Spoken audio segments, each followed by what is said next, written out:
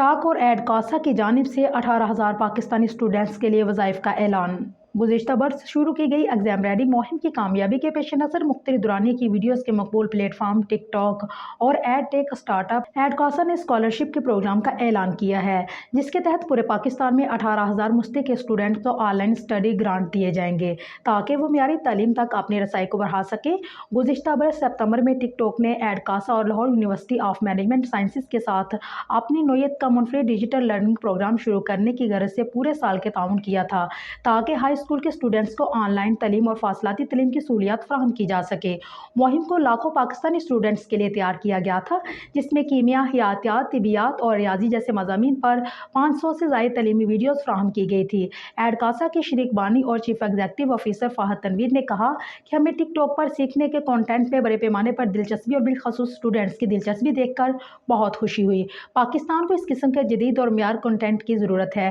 جو ہماری نوجوان آبادی کو باقی دنیا سے مقابلہ کرنے میں مدد فراہم کرے گی۔